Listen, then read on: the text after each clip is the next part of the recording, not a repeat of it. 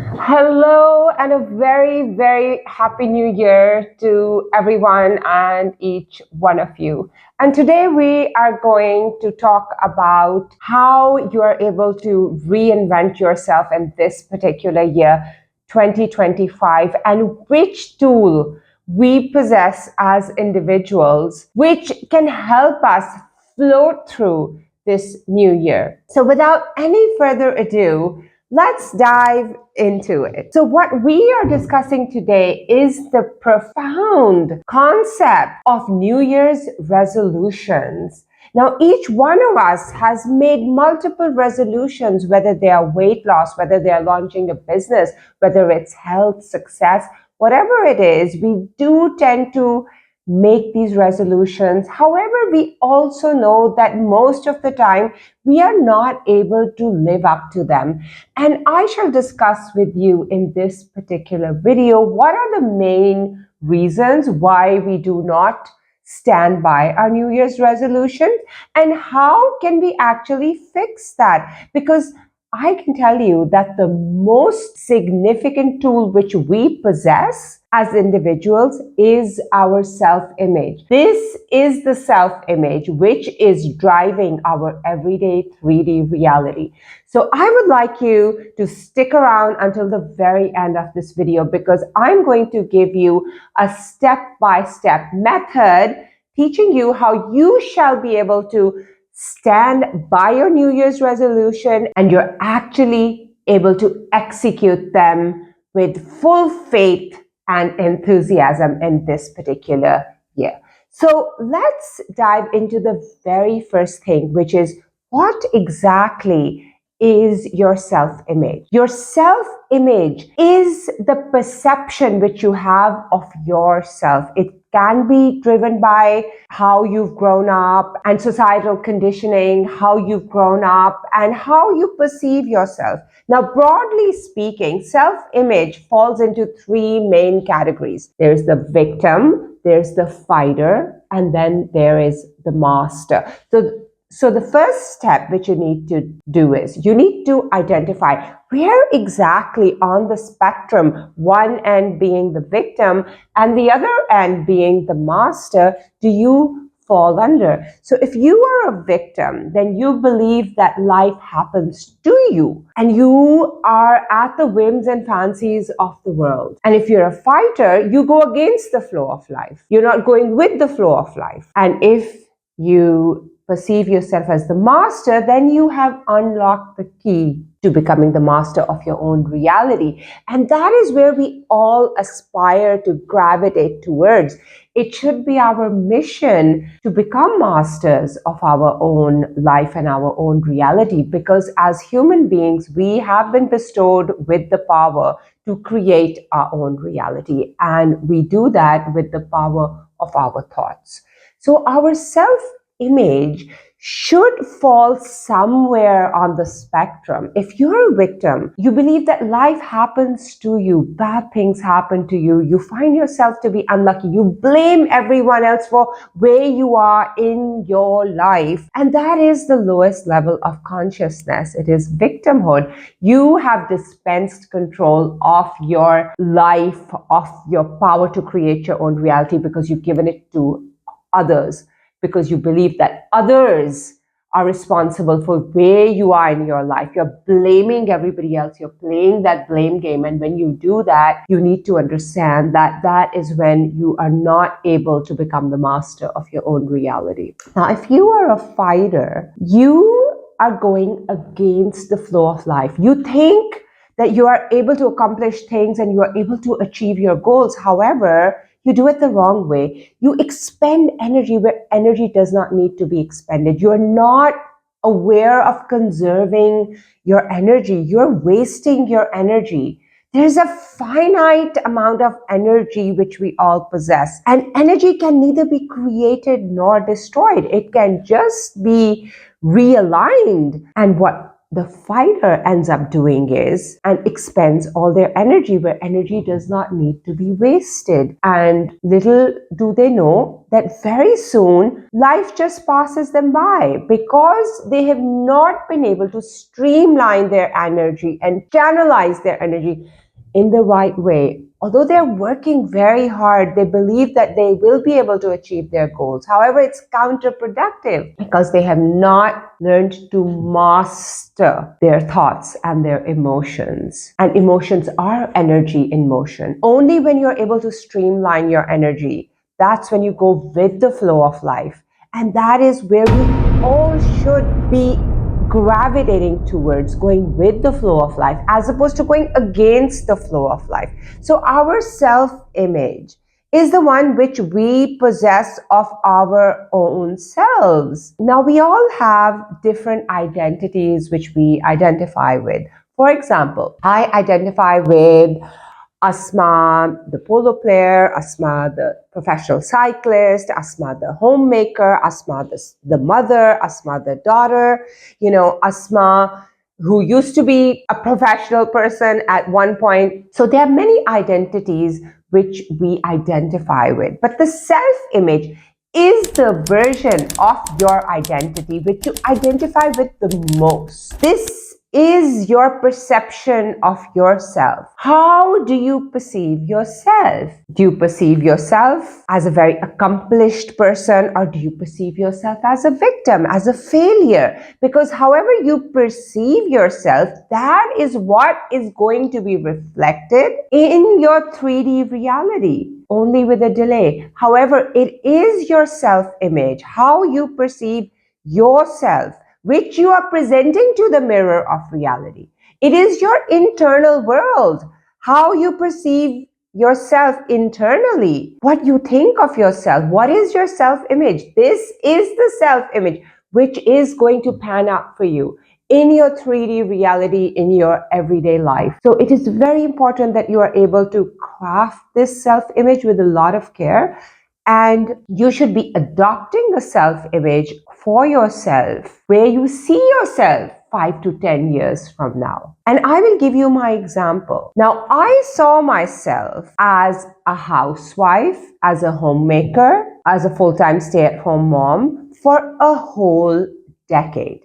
And that is what I experienced in my everyday life. I had this image of myself, a certain image, that of a homemaker, that of a mom, that of a housewife, cooking in the kitchen. And I didn't understand. Although I do undertake projects, although I do want to work, I do want to do something for myself, I want to feel worthy, I want to feel confident, but whatever I would do, I would fall right back into my self-image of being a housewife. And that happened for about a decade. I would take 2 steps forward and 1 step back, not realizing that it is the self-image which is pulling me back. So whatever I did, at the end of the day, I perceived myself as a housewife, and that's where I kept on going back to the same place, back to square one, being the housewife, because my self-image dictated as much. I didn't see myself as a professional person. I didn't see myself as a successful boss lady. I only saw myself as a housewife. So I invariably ended up in the kitchen doing household chores, doing everything related to the house all by myself, because I had this image, a self-image, which I was not able to change.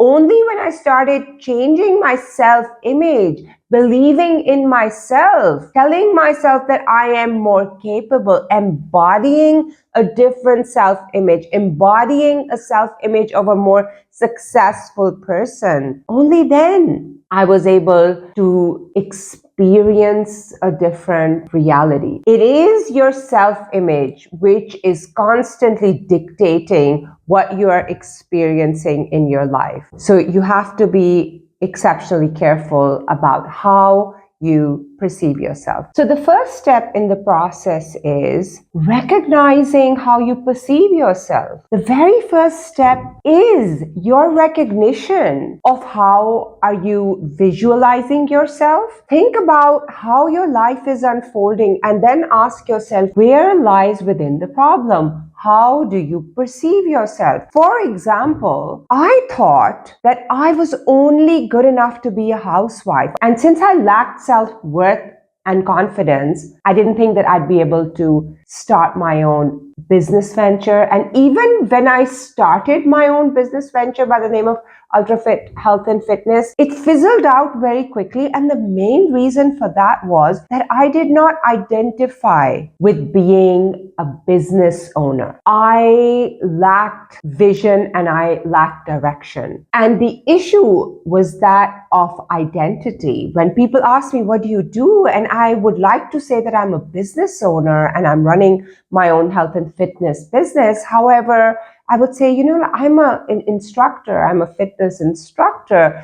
And that didn't pan out for me because I couldn't identify with being a fitness instructor. I wanted to be a business owner, and that's what I wanted to perceive myself as. But there was definitely a disconnect and an imbalance of how I perceived myself. If I perceived myself as a business owner, as a boss lady, as an entrepreneur, then I would be able to expand my business and not just have it fizzle out, being a small studio with a few women who would come to me for instruction. And then, it would die its own natural death. And the issue I later figured had to do with my own self-image. I was not able to view myself as an entrepreneur, as a successful businesswoman. And that's when you have to understand that you need to take a step back. You need to write down, what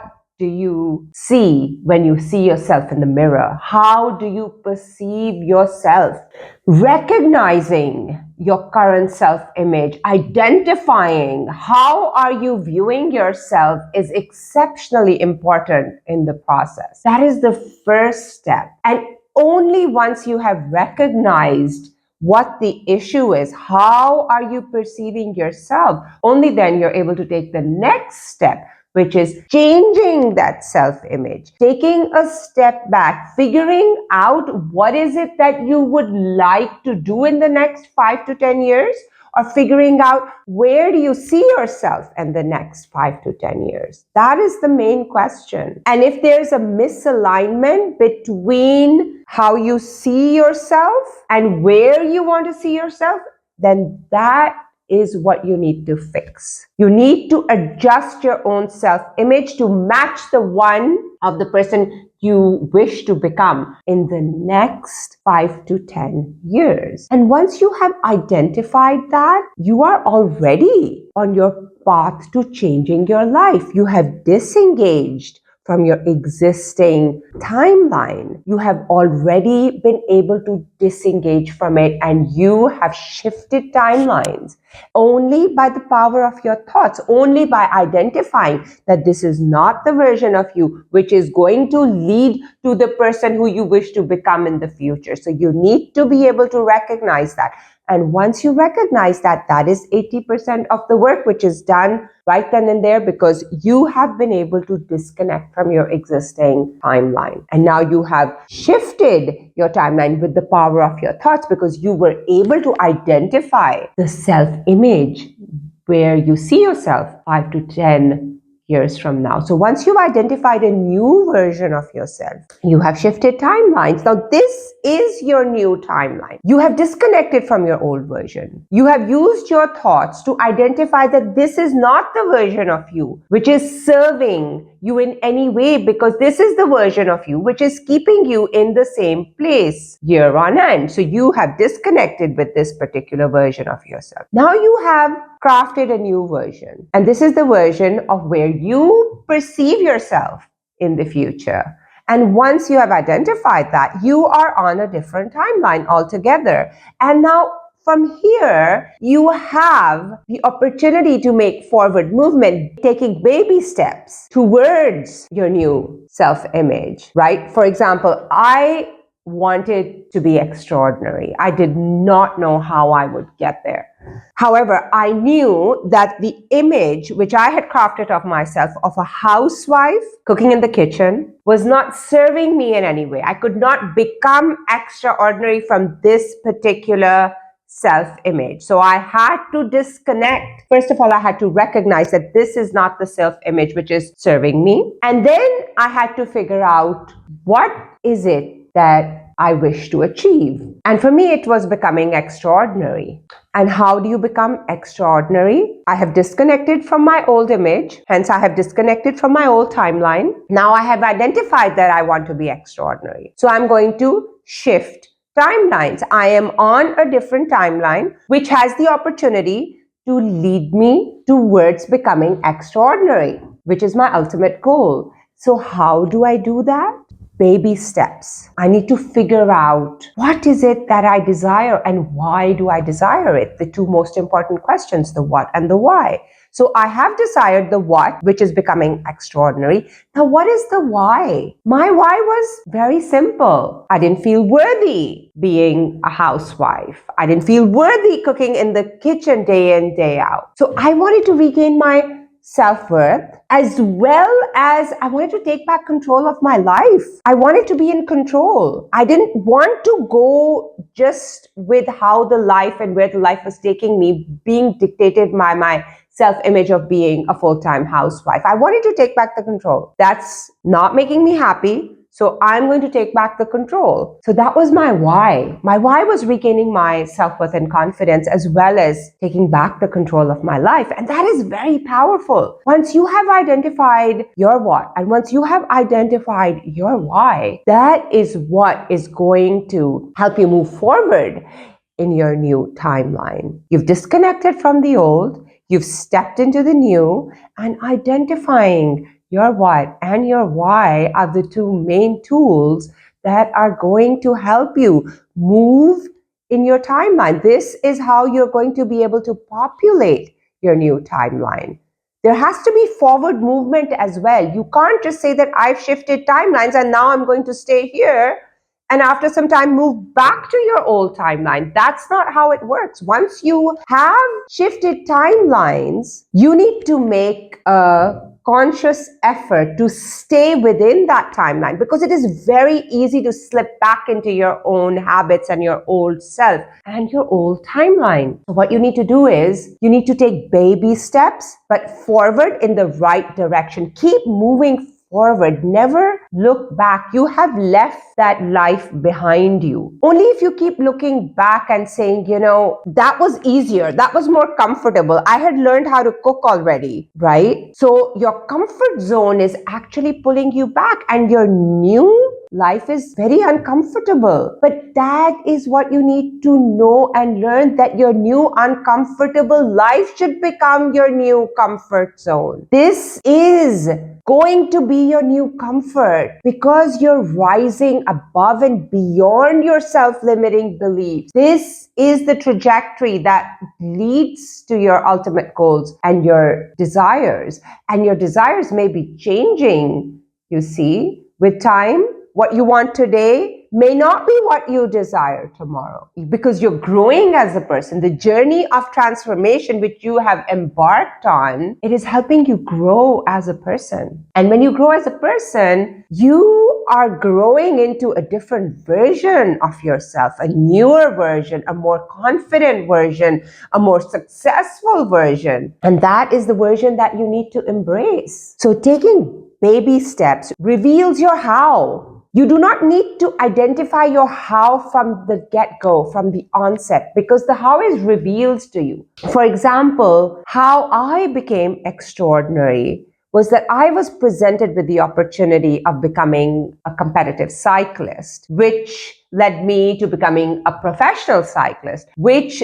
led me to winning medals, which led me to representing my country at the World Cycling Championship. So I did become extraordinary in my own right. However, it is different for everyone. My what is becoming extraordinary. Your what could be cultivating exceptionally beautiful relationships with people or your family or your children, or it could be launching your own entrepreneurial venture, or something which drives you. It is different for each one of us. So letting go of the old is extremely necessary, because letting go of the old creates the space which you need to let in the new. If you keep holding on to the old, then you're not making space for the new. And I shall illustrate this with an example. For example, I had to let go of my stables where I kept my horses, and my horses were there so I could play polo with my children and with the polo community in my city. I had to shut my stables. I had to shut everything to figure out where I was headed. You have to let go of the old if you want to bring in the new. Now, letting go of the old is not an easy process. It was exceptionally difficult for me to let go and shut my stables and send my horses back from where they came from. My brother had sent them, so I had to send everything back. It was very, very difficult, but I had to do it. In a way, I was made to do it. When COVID happened, the first thing I realized is that I'm not sure where this is headed. So I need to shut the stable, save my horses, send them to a very safe place, which was with my brother, who has been keeping horses for many years. So I was, in a way, forced to let go of the old. I had to. And it closed that chapter of being a polo player, of being a rider, and even for my children. It not only closed that chapter for me, even for my children. My children were also not able to go horseback riding, which is what they grew up with as little children. However, once I let go of the old, I was able to make way for the new. My children took on sports like rowing, taekwondo, swimming. They excelled at that. I became a cyclist, and I was also able to win the national cycling championships twice. The reason for that was that when you let go of the old, you are making space for the new. Like if your teacup is full and if you pour more tea in it, it's going to spill over. That's inevitable. So in order to pour more tea, you need to drink the tea, which is already in your cup. You need to make space for the new. And that's a natural process. And once you understand that you need to let go of the old in order to let in the new. So letting go actually equals letting in. So this brings me to the third point, which is redefining yourself. How can you redefine yourself? I've already been over the fact that letting go equals letting in. So how you actually redefine yourself is by aligning your actions with your emotions. So you need to understand that your actions need to align with your emotions if you want to be able to achieve your goals and your desires. And what I mean by that is that if your mind is telling you something and you think that that is the right thing to do, but your heart is not into it, then you're not going to be able to reach your goal. For example, I was teaching in a high school. My mind told me that this is a great opportunity. I'm doing something very valuable. I'm creating value for the kids. I'm using my mind to teach the children economics at a high school level. And my mind kept telling me this is something exceptionally good. And I was also the headmistress, so I was in management. However, my heart wasn't into it. This is not something that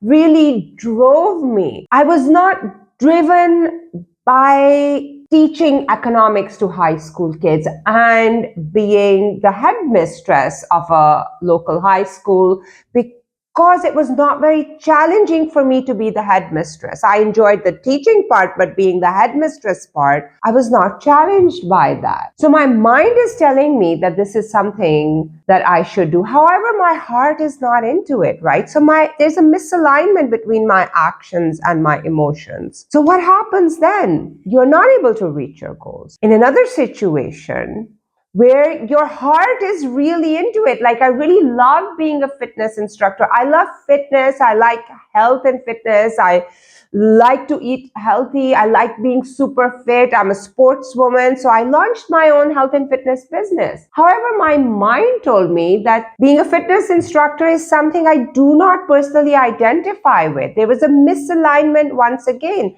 between my heart's desire and what was dictated by my mind. And whenever there is a misalignment, you are again not going to be able to reach your goals. So there has to be an alignment of the heart as well as the mind if you really want to reach your goals. So you need to be able to figure out and get super clear on your what and your why. And once you're able to gain clarity on that, that is when your actions will line with your emotions, and there will be forward movement in that particular timeline of yours, because you've disconnected with the old and now you have shifted timelines, and the forward movement comes when there is the alignment of actions and emotions and you are taking baby steps. So what I started doing is, in my particular case, how I became a professional cyclist was one phone call. I saw an ad seeking a female cyclist, and because I had done the inner healing and because I had reflected all throughout COVID, I was able to recognize that ad, and I picked up the phone and I called them and I said, I'd like to be a part of this team.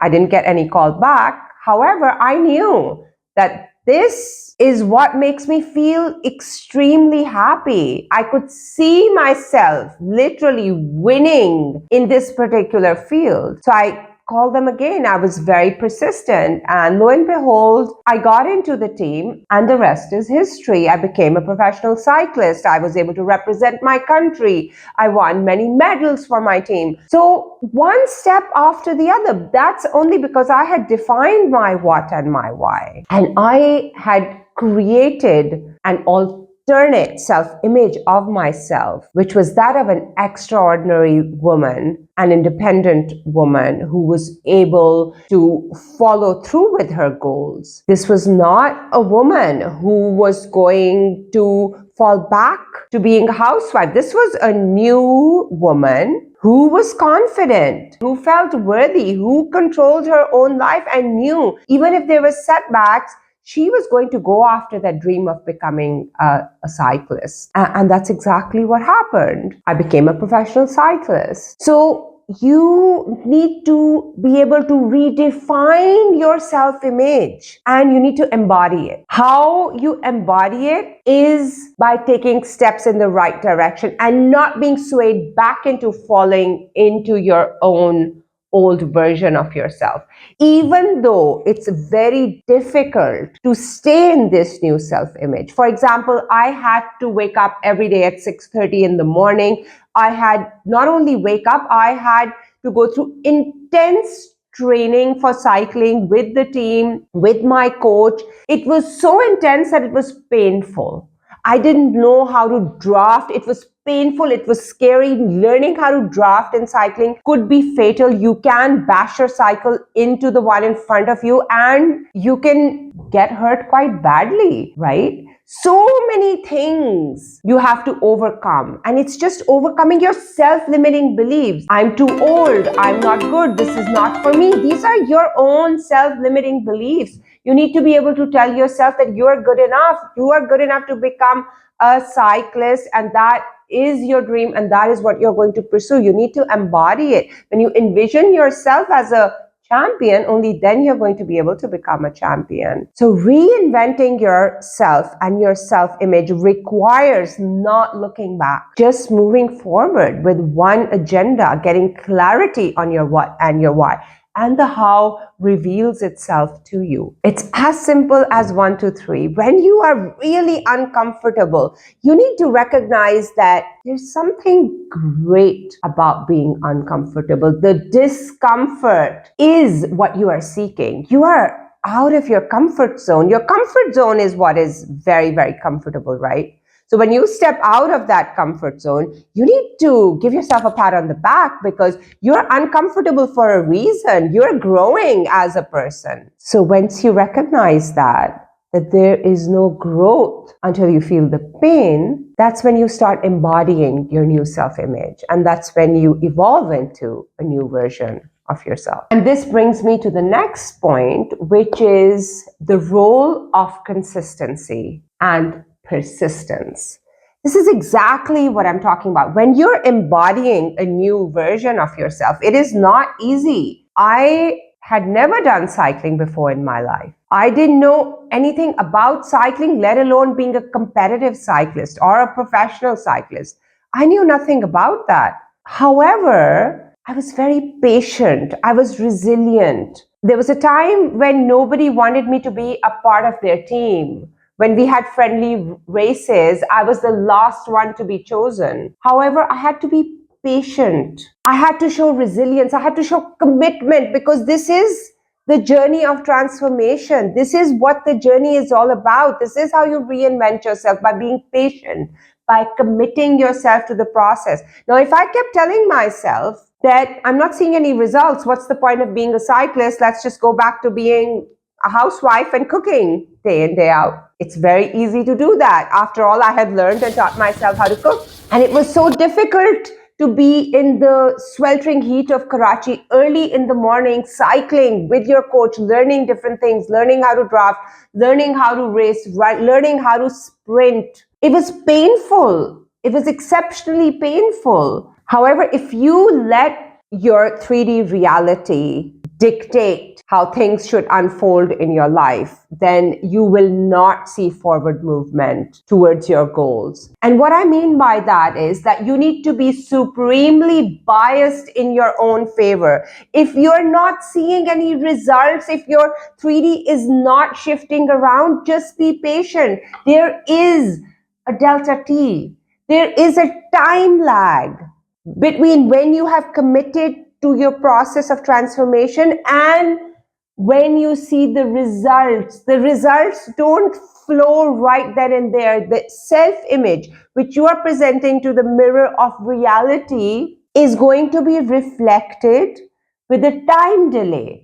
For example, when I committed to becoming a professional cyclist, I didn't start winning races immediately. There was a time when nobody wanted me to be a part of their team. And if I had let that 3D reality, which was not a good one, nobody wanted me to be a part of their team. I was exceptionally tired. I had to wake up very early in the morning. My body was in pain. If I let that dictate my internal world, then I would not have become a professional cyclist, because when your 3D reality dictates your internal reality, that's when everything falls apart. It should be the other way around. It is your internal reality that should dictate your 3D, and you need to understand that your 3D reality is only a reflection of your internal reality. Do not allow the 3D to dictate the internal. It is the internal which is dictated in the external, and slowly and steadily, with persistence, with resilience and commitment, you do see results. I did win medals only because I was persistent and consistent, and I trained day in and day out, waking up sometimes at 5 a.m. or 5:30 a.m. to go and train with my coach. I got into accidents as well. However, I stuck to my guns. And if you stick to your guns and you do not let the 3D dictate your internal reality, which is your internal image, the newly crafted image is very fragile. You should not let the external dictate it. You need to first craft the image, and then you need to be persistent, committed, and resilient to be able to witness your newly crafted self-image reflected in your 3D reality, which is your surroundings. It's extremely important that you stick to your guns. Be supremely biased in your own favor. If you don't win a race, you have to tell yourself that even great cyclists have bad days. However, your self-image is that of a professional cyclist, is that of a champion cyclist, right? So you have this self-image which you believe shall be dictated in the 3D reality, but you cannot let the 3D dictate your new self-image. Your new self-image is independent of the 3D reality, and it takes time to consolidate. And once it has consolidated, you will be floating through life. You will be in flow where you feel like you're flying, because one good thing after the other happens. You have put yourself on a positive streak. So that is what you need to aspire to do. Your self-image has to be allowed to consolidate. And that only happens if it is independent of the 3D reality. So this brings me to my next point, which is that of the common pitfalls of New Year's resolutions when you are not able to reinvent yourself. Although you have set aside these New Year's resolutions, you're just not able to follow through with them. And the main reason for that is your self-image. You're not letting your self-image consolidate. It is a very fragile image. Your old image is a very strong image. It keeps pulling the new image back. And once you are dictated by your 3D reality, and if you allow your new self-image to be dictated by your 3D reality, which is actually the amalgamation of all your older thoughts which are being reflected because of the time delay, then your newly crafted image is not going to be consolidated, and you will not experience a new version of yourself in the new year or in any year at any particular point in time. So once you understand that you really need to ignore the 3D reality, if you do not see anything changing in your life and you're witnessing chaos, that may be a good thing. When everything falls apart around you, it may be a great thing, because reality is taking the path of least resistance to take you to your goals and your desires, to deliver your goals and your desires to you. It's moving, shaking everything around, and there could be a big shakeup in your life. You need to understand that that shakeup could be a great thing. The old is going, making path for the new. Your cup may be full, therefore it needs to empty it out, and the new has to come in. That is extremely important, that you need to ignore your 3D reality, what you have crafted inside of you, internally, your new self-image. You need to have faith in that. Believe in yourself, your self-worth, the fact that you will witness what you have crafted for yourself. It is the faith that takes you through to the other side. It helps your self-image consolidate. Although you're not seeing any movement in the 3D, to the contrary, your 3D is falling apart. It's happened to me. Right before New Year's, there was a shakeup in my life. A lot of domestic help just left out of the blue. And I have house guests, my family is there, my entire, children are visiting, and my whole domestic situation just shook up. And it was devastating until I took control of myself and I said, well, I'm going to put a positive twist in this shakeup. If you have to make room for the new and for your new version of new in the new year, then the old has to go. And a lot of people who are with you may not come along with you in your next chapter, because they have to be left in the past if you are to grow as a person. So there could be a shakeup, and that should be perceived as a positive thing. There has to be a movement of things to take you towards your goals and your desires. And that's what happens when you embark on this journey of transformation. So that's all for today. And I really wish that you were able to understand the process of reinventing yourself. But before I click off, I would like to do a quick recap. So in this video today, I discussed why so many New Year's resolutions fail. And the main reason for that is our self-image, how we perceive of ourselves. Basically, that is the ultimate thing which determines what we are experiencing in our 3D reality.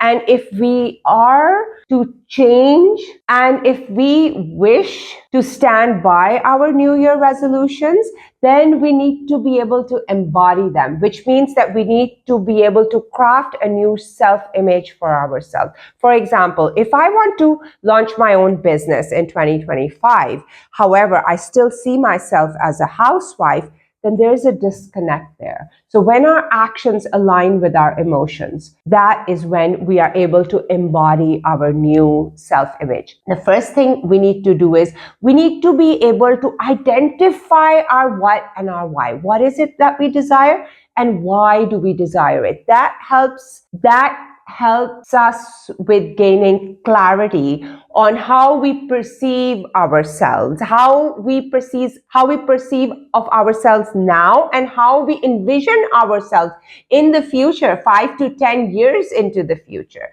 So once you have figured out where you see yourself 5 to 10 years from now, that is what your New Year's resolutions should be based on. They should be based on a newly crafted self-image of yourself, and you need to be able to embody that self-image. You need to leave the old version behind, and you need to craft a self-image which is what you envision yourself to be.